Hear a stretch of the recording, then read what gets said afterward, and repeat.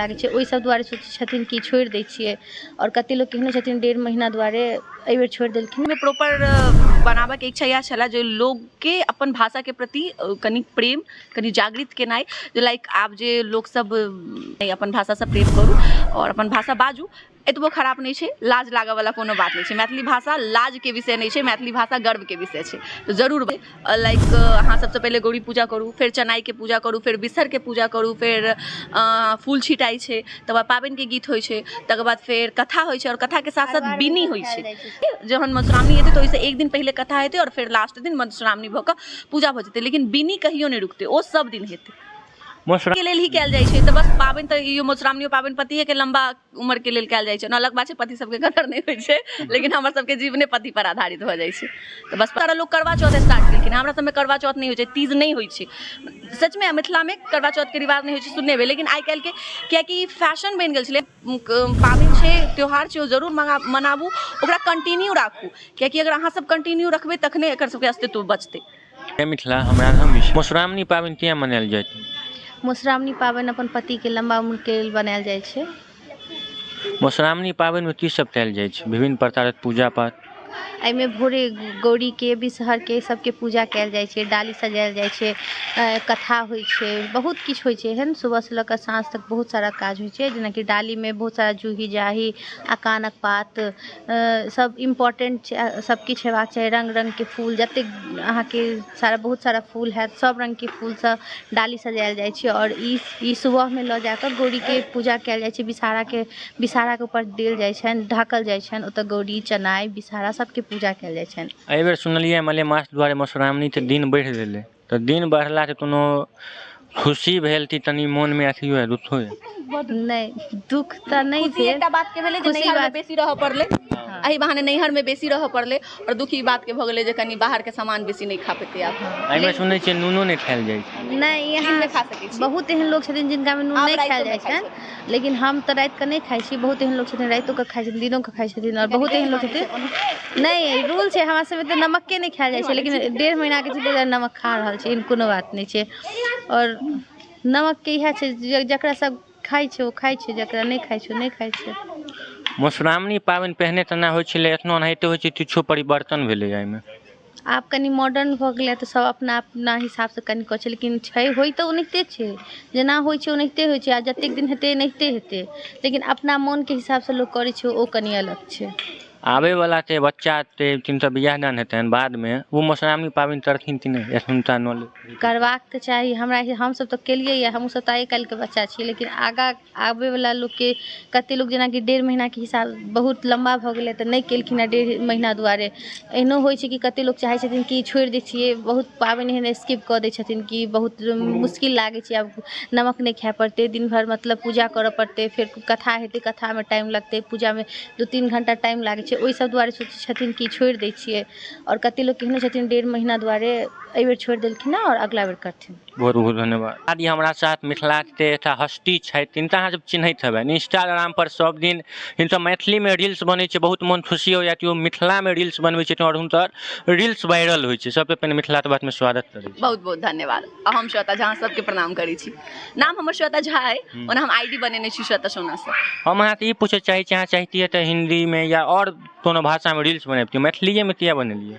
Good question. एकर तो पहिल reason ई छै कि हमर जे ससुराल वाला फैमिली छथिन हुनका सबके ज्यादा पसंद नहीं छनि ई सब चीज, लेकिन आब एना या ओना फंसि गेल छियै एहि चीज में ओना जे अपना आपके निकालि नहीं पाबि रहल छियै। तऽ और दोस्त ताहि दुआरे हिंदी में चूज मतलब सॉन्ग में बनबे के कहियो से इच्छा नहीं छला, लिपसिंग एंड ऑल शौक छला, बट मैथिली में प्रॉपर बनाबे के इच्छा इएह छला जे लोग के अपन भाषा के प्रति कनी प्रेम कनी जागृत केनाइ। जे लाइक आब जे लोग सब मैथिली से कतराई छथिन बजनाइ में, ऑलमोस्ट लोग छोड़ि देने छथिन जे बाहर शिफ्ट भऽ गेल छथिन या ओना ओना, तो हुनका सबके जागृत केनाइ जे नहीं अपन भाषा से प्रेम करू और अपन भाषा बाजू। एतबो खराब नहीं है, लाज लागे वाला कोनो बात नहीं है। मैथिली भाषा लाज के विषय नहीं है, मैथिली भाषा गर्व के विषय है, तो जरूर बाजू। हम मधुश्रावणी में आयल छी, मधुश्रावणी ते दूटा हम क्वेश्चन अहाँ से पूछऽ चाहे छी। मधुश्रावणी में कथी कथी नियम होइ छै? में नियम तऽ इएह होइ छै जे जेना नमक वमक नहीं खायल जाइ छै, से सब नियम होइ छै। एकर शुरुआत तऽ सुबहे से भऽ जाइ छै। लाइक अहाँ सबसे पहले गौरी पूजा करू, फिर चनाई के पूजा करू, फिर बिसर के पूजा करू, फिर फूल छिटाई छै, तकर बाद पाबनि के गीत होइ छै, तकर बाद फिर कथा होइ छै, और कथा के साथ साथ बिन्नी होइ छै। बिन्नी एहिमे इम्पोर्टेंट छै। जेना अखन आब मलेमास पड़ि गेलै तऽ 15 दिन अखन 15 दिन के मतलब मधुश्रावणी में की होइ छै, 13 दिन कथा 14 दिन कथा भेल और 15हम दिन पूजा भऽ गेल। अखन मलेमास में की हेतै, अखन तक में 13 दिन कथा कहि देलखिन है, और अब ई मलेमास पूरा कथा नहीं हेतै। लास्ट के जहन मधुश्रावणी हेतै तो ओइसे एक दिन पहले कथा हेतै और फिर लास्ट दिन मधुश्रावणी भऽ कऽ पूजा भऽ जेतै। लेकिन बिन्नी कहियो नहीं रुकतै, ओ सब दिन हेतै। मधुश्रावणी में टेमी किया देल जाइ छै? मतलब एकटा संस्कार छै, तऽ एहि चीज पर हम टिप्पणी ज्यादा नहीं कऽ सकै छी, लेकिन ई सब चीज के हम सपोर्ट ओते नहीं कर सकै छी। मधुश्रावणी में देल जाइ छै टेमी, ते टेमी जे दागल जाइ छै ओइमे जे कोनो फोड़ा आबि जाइ छै तऽ ओइसा शुभ मानल जाइ छै। टेमी दागल छै तऽ फोका हेबाक चाही। ओ हेबाक चाही। मधुश्रावणी पाबनि कयल किया जाइ छै? मधुश्रावणी पाबनि कयल जाइ छै। पाबनि तऽ कोनो भी पति के लेल ही कयल जाइ छै, तऽ बस पाबनि तऽ ई मधुश्रावणी पाबनि पतिये के लंबा उम्र के लेल कयल जाइ छै। अलग बात छै पति सबके कदर नहीं होइ छै, लेकिन हमर सबके जीवने पति पर आधारित भऽ जाइ छै, तऽ बस पति के लेल पाबनि कयल जाइ छै। और ते अपना सब ते एखन मॉडर्न में परिवर्तन भऽ रहल छै मिथिलांचल, और ते बच्चा ते आब विवाह हेतै या आइ हो या 5 साल बाद, उ सब भी पाबनि करथिन कि नहीं? करबाक चाही। अब करथिन कि नहीं करथिन से हम केना कहि सकै छी, लेकिन करबाक चाही। पाबनि छै, मिथिला के कल्चर छै, और ई मेन पाबनि छै, तऽ ई सब खत्म नहीं हेबाक चाही। कियाकि मधुश्रावणी, बरसाइत ई दुनू एहन पाबनि छै जे अगर मतलब खत्म भऽ गेलै तऽ एकटा मिथिला के मेन पाबनि खत्म हो जेतै। जेना आइ काल्हि में अहाँ देखने हेबै बहुत सारा लोग करवा चौथ स्टार्ट केलखिन। हमरा सबमे करवा चौथ नहीं होइ छै, तीज नहीं होइ छै।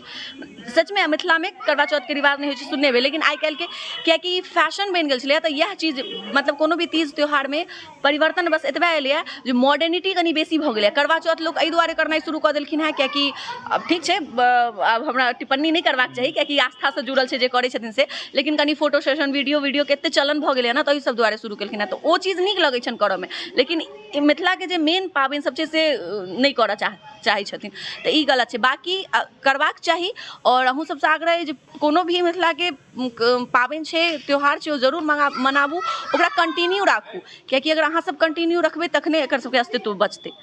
के दर्शक वीडियो जे छथि हुनका की संदेश देबनि? पाबनि लए तऽ बस एतबे कहब, अपन कल्चर बचा कऽ राखू, मिथिला के तरक्की के लेल सोचू, भाषा के प्रयोग जरूर करू, मैथिली बाजू जरूर।